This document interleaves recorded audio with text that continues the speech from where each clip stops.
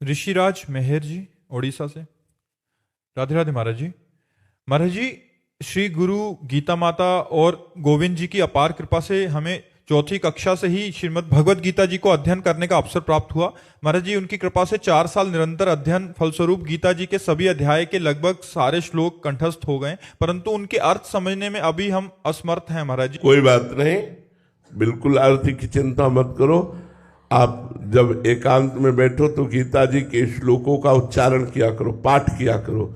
धीरे धीरे थोड़ा और बौद्धिक विकास जब होगा तो अर्थ समझ में आने लगेगा। आपको गीता जी जितनी कंठस्थ है, कम से कम एक दिन में एक बार तो पाठ हो ही जाना चाहिए, नहीं फिर आगे चलकर भूल जाओगे। रोज पाठ करो और जितना समय मिले नाम जप करो। आगे चल कर के श्लोक स्वयं भगवत स्वरूप है, आपको खुद समझा देंगे। जो हृदय में अर्थ प्रकट होता है वो अपने आप भगवान देते हैं। इसलिए नाम जप करते रहो और गीता जी का पाठ करते रहो। धन्यवाद, बहुत छोटे बच्चे हो, पूर्व जन्म में कोई तपस्या रही जो इस जन्म में इस अवस्था में आपको ये भगवत मार्ग मिला।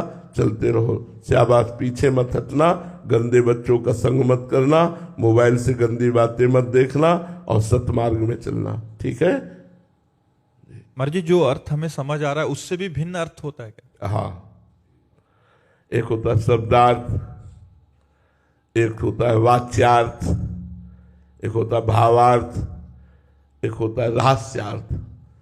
तो जो भजन करने से प्रकट होता है वो रहस्यार्थ प्रकट होता है। जो भाव में डूबने पर आता है वो भावार्थ होता है। जो संधि विच्छेद करने पर होता है वो शब्दार्थ होता है।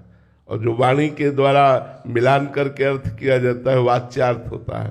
तो काम लायक चीज तो भावार्थ और रहस्यार्थ ही है।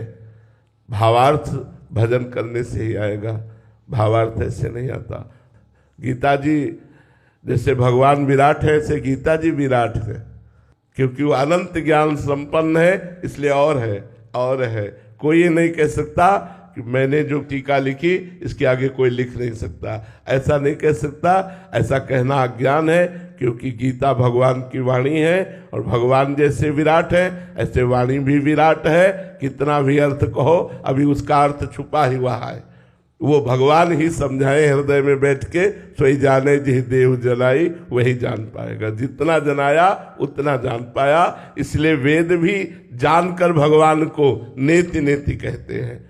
ऐसा नहीं, वेद संपूर्ण भगवान का स्वरूप है, किसी ऋषि मुनि का लिखा हुआ नहीं।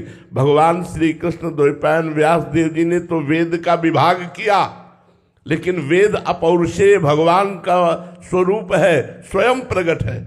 वेदवाणी लिखी नहीं गई, वेदवाणी स्वयं प्रकट हुई है और स्वयं भगवान के स्वरूप का वर्णन करती और पूर्ण भगवान के स्वरूप का वर्णन करती।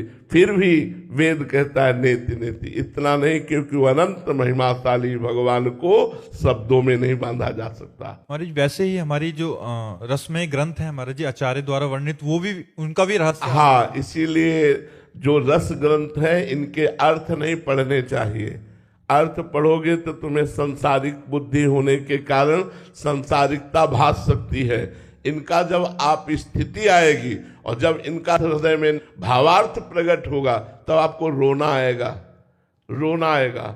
अभी तो संसारिकता नजर आ सकती है, जो प्रियालाल की केली है, विलास है। तो इसीलिए चतुरासी जी, केलीमाल जी, महावाणी जी इनके अर्थ को ना पढ़े, चतुरासी जी का गायन करे, सिद्ध मंत्र है। जब ये अपना प्रभाव दिखाएंगे, फिर अर्थ का जब संयोग होगा तब जो आनंद की अनुभूति होगी वो अलग। नहीं तो संसारिक बुद्धि होने के कारण संसारिकता आ सकती है अर्थ पढ़ने से।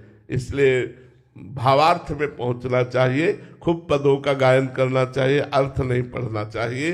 जो लीला के पद हैं उनका गान केवल करना चाहिए। गान करने से जब हृदय भाव देश में प्रवेश करेगा तब उनका अर्थ समझ में आएगा, ऐसे नहीं।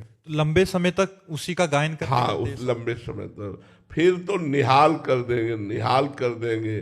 श्याम श्यामा प्रगट प्रगट अक्षर निकट प्रगट रस स्रवत अति मधुर बानी सो जुबानी रसिक नित्य निस दिन रटत कहत और सुनत रस रीति जानी ताहि तजी और गाउन कबहू कछु प्राण रमि रही हरिवंश बानी।